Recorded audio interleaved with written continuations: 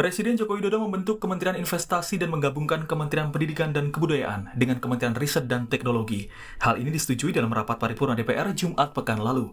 Pembentukan Kementerian Investasi tak lain tujuannya semakin meningkatkan investasi dan penciptaan lapangan kerja.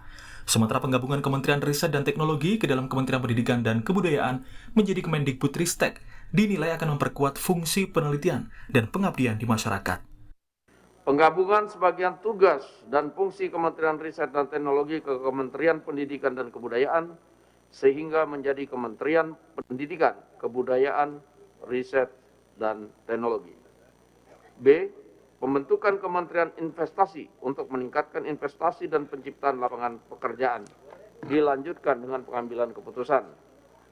Di antara kebijakan pemerintah terkait dua kementerian ini, peleburan fungsi Kemenristek dan Kemendikbud memunculkan perdebatan dan dinilai merupakan langkah mundur. Ketua DPP PKS Mardani Alisera menyatakan pemerintah seperti tidak belajar dari pengalaman sebelumnya bahwa penggabungan kedua kementerian itu tidak efektif. Sementara itu, analis politik Muhammad Khodari menilai penggabungan Kemenristek dan Kemendikbud bisa dipahami dan dapat mendorong pengembangan riset. Akan ada inefisiensi ya. Karena ini nanti DIPA-nya berubah, nomenklaturnya berubah, strukturnya berubah, anggarannya berubah, dan wabil khusus programnya juga akan berubah. Kita sudah punya BRIN juga, Badan Riset dan Inovasi Nasional. Dan ini menurut saya tidak mudah. Kita tidak seperti memindahkan lemari ya. Kalau lemari dipindahkan diam. Tapi ini orang, program, anggaran, dan lain-lain sebagainya. Walaupun tetap itu domainnya eksekutif. Nah karena itu teriakan kami adalah ini tidak konsisten. Mas saya memang yang namanya riset ini kan ada dua macam, ada riset murni, ada riset aplikasi, begitu. Barangkali nanti harus diatur mana yang murni, lembaga mana yang riset-riset murni, lembaga mana yang riset-risetnya itu bersifat aplikatif. Kalau saya melihat sih perguruan tinggi bagusnya itu bersifat aplikatif supaya bisa digunakan, dimanfaatkan untuk daerah yang bersangkutan maupun untuk nasional. Begitu kira-kira. Jadi prinsipnya sih menurut saya sangat bisa dipahami tuh, menggabungkan antara Mendikbud dengan Menristek begitu. Kebijakan penggabungan fungsi Kemenristek dan Kemendikbud ini ditengarai bakal diikuti persoalan baru, salah satunya terkait perombakan kabinet. Wakil Ketua Komisi 7 DPR Bambang Wuryanto, seperti dikutip Tempo.co, mengakui peleburan fungsi Kemenristek ke Kemendikbud ini bakal menimbulkan persoalan, sebab peleburan itu akan menciptakan perombakan kabinet. Kebijakan Presiden Jokowi menggabungkan Kemenristek dan Kemendikbud ini sejalan dengan keputusan pemerintah yang memisahkan Badan Riset dan Inovasi Nasional dari Kemenristek menjadi sebuah lembaga otonom. Tim Liputan Kompas TV. Saudara, pembentukan Kementerian Investasi dan kemudian digabungkannya kembali Kemenristek menjadi di dalam atau di bawah Kemendikbud selain mendapatkan dukungan tetapi juga menuai kritik. Terlebih penggabungan Kemenristek dan Kemendikbud terutama karena dinilai menjadi inkonsistensi dari pemerintah. Karena sebelumnya kedua kementerian ini sudah pernah digabung. Lalu kebijakan ini juga ditengarai akan memunculkan persoalan baru, salah satunya adalah perombakan kabinet menjelang 2024. Bagaimana efektivitas pembentukan dua kementerian baru ini? Segera kita bahas. Bergabung secara daring tenaga ahli utama dari Kantor Staf Presiden atau KSP, Bang Ali Mohtar Ngabalin.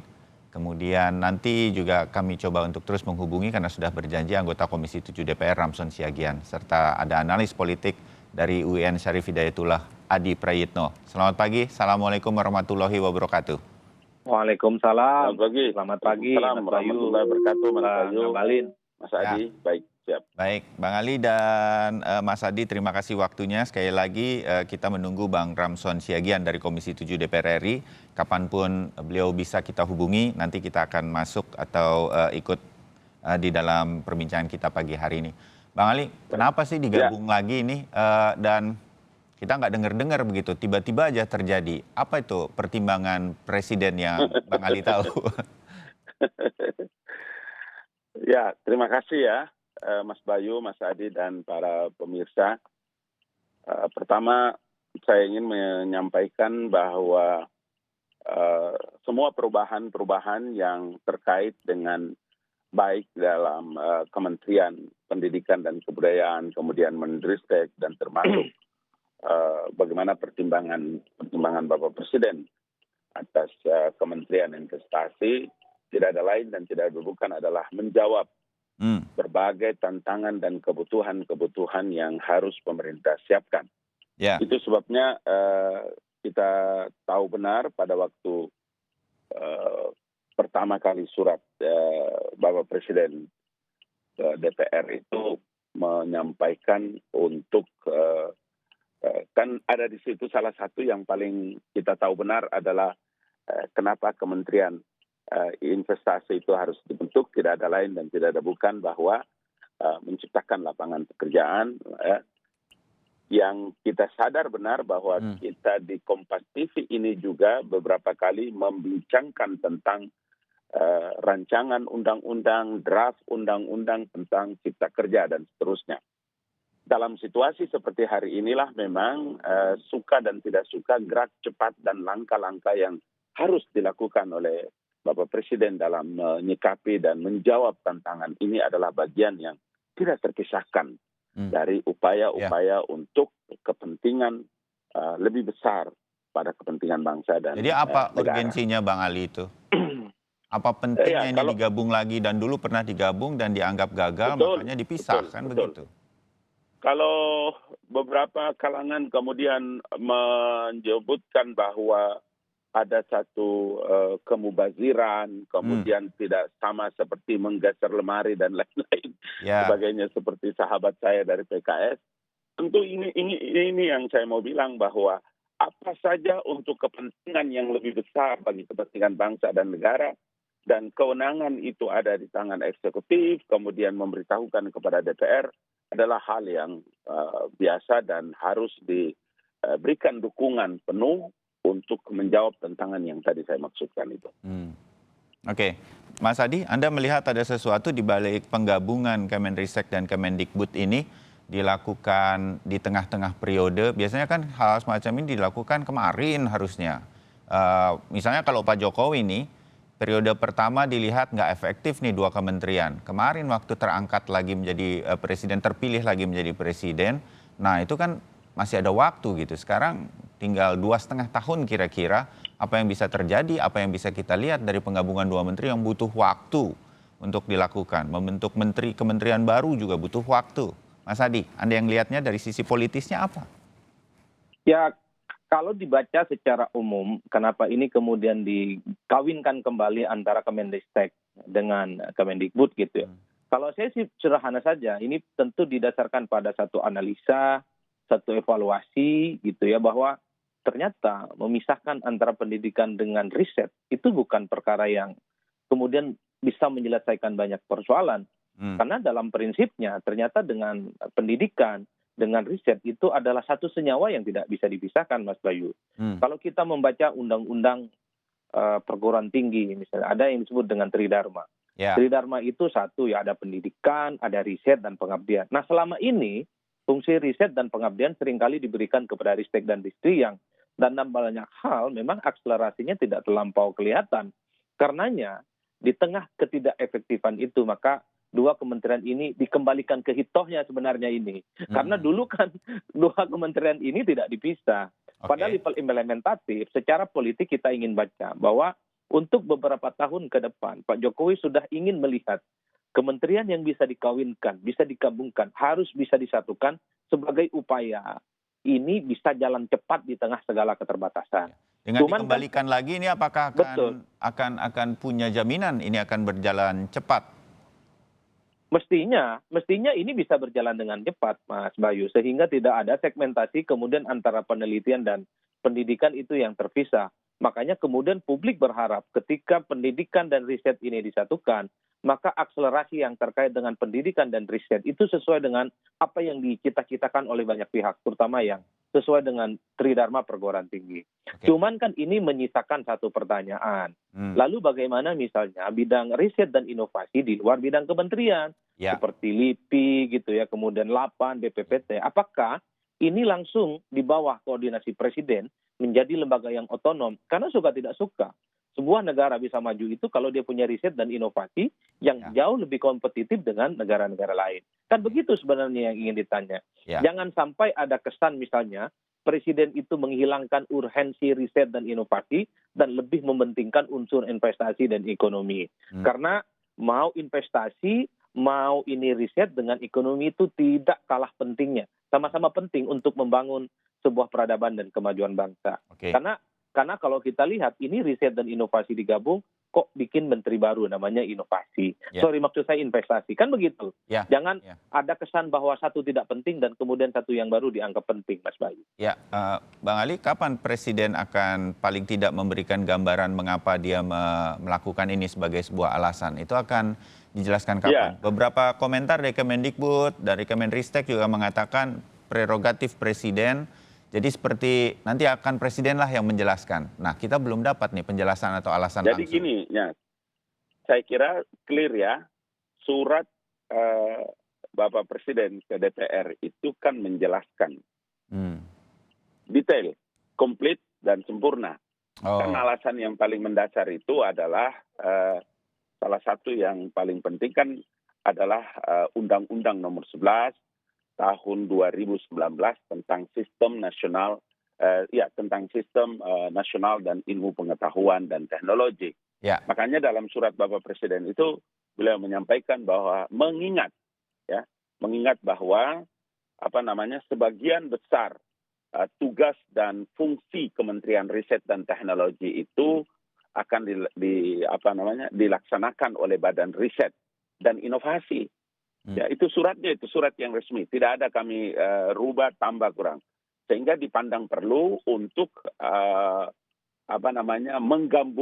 penggabungan ya, digabungkannya sebagian tugas dan fungsi dari Kementerian Riset dan Teknologi itu ke Kementerian Pendidikan dan Kebudayaan.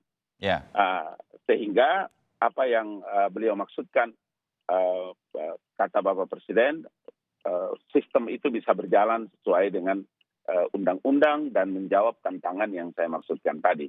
Oke. Mas Bayu, poin ini kan saya ingin mengatakan ya, kalau ada beberapa pihak yang mengatakan tentang, atau termasuk juga Mas Bayu yang tadi mengatakan bahwa kenapa baru sekarang dan di tengah-tengah ini. Iya, karena ingat ya, pandemi ini membuat selain saja kita punya kreativitas terhadap menghadapi masalah pandemi ini, tetapi pandemi ini juga memutar otak, kemudian membangun semangat baru yang dilakukan oleh Bapak Presiden dan pemerintah, termasuk dalam perubahan undang-undang atau kesempurnaan undang-undang yang kemarin kita bahas dan saya baru kemukakan, yakni adalah Undang-Undang Cipta Kerja. Oleh karena itulah juga selain daripada riset dan teknologi kemudian gabung ke Kementerian Pendidikan dan Kebudayaan, ada satu lagi adalah Kementerian Investasi. Saya nanti akan bahas itu sendiri. Bang Ali, gini, apa yang membuat Presiden, penjelasan kepada DPR nanti tentu akan dijelaskan lah ya. Bang Ramson Siagian masih coba kita hubungi dari Komisi 7 yang pasti spesifik mengenai ini. Tapi Presiden sendiri artinya apa sih, Bang Ali? Nggak puas dengan Kemenristek dalam 5 tahun pertama periode kemarin, ada sesuatu yang mengganggu Pak Jokowi sebagai presiden, ada yang nggak jalan nih dari riset dan teknologi, sehingga kita gabung lagi. Nah, menjelaskan itu kepada publik secara simpel saja. Apa yang membuat presiden kurang puas dan akhirnya kita gabung saja lagi? Itu apa? Yang kalau kami boleh tahu dari Bang Ali yang dekat dengan istana. Ya, karena begini, kan dalam undang-undang itu menjelaskan tentang Badan Riset dan Inovasi Nasional. Sementara dari seluruh tugas, ya hampir sebagian besar tugas-tugas yang dilaksanakan oleh Badan Kementerian Riset dan Teknologi itu harus dilakukan. Ada di bidangnya Kementerian Pendidikan dan Kebudayaan. Begitu ada undang-undang ini juga, sehingga memang harus diambil langkah seperti yang saya kemukakan isi surat Bapak Presiden kepada Dewan Perwakilan Rakyat Republik Indonesia. Saya kira normal saja. Itu penting untuk harus diketahui oleh publik.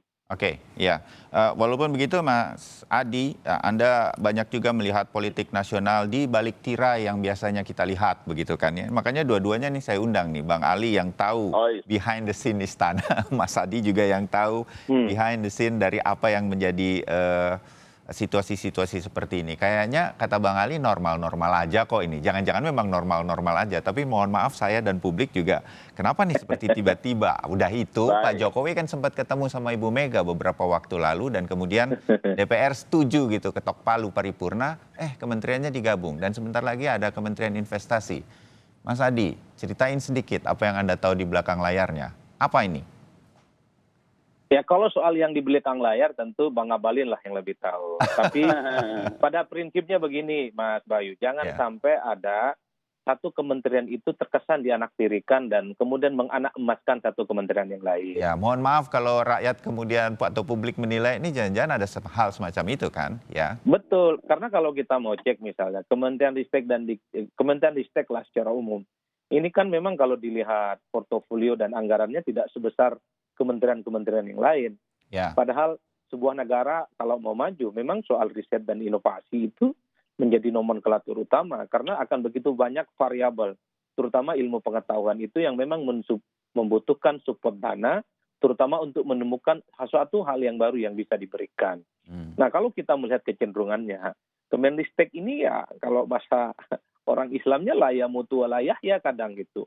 Penting posisinya, tapi kalau melihat postur anggarannya, tidak sepenting lembaga-lembaga yang lain. Makanya kemudian orang menganggap kok sepertinya Kemenristek ini nggak penting amat, maka kemudian digabunglah dengan Kementerian Pendidikan, kemudian dikembalikan lagi kepada fungsi Tridharma Perguruan Tinggi. 5 tahun pertama kan harusnya cukup melihat itu untuk kemudian melakukan perombakan di awal kemarin kan? Betul, tapi ketimbang tidak sama sekali, sekalipun ini keputusan mendadak, ini more than lebih dari cukup lah kalau menurut saya ya. Artinya masih ada upaya untuk menyelamatkan supaya riset di bidang pendidikan itu menjadi hal yang cukup penting dikedepankan.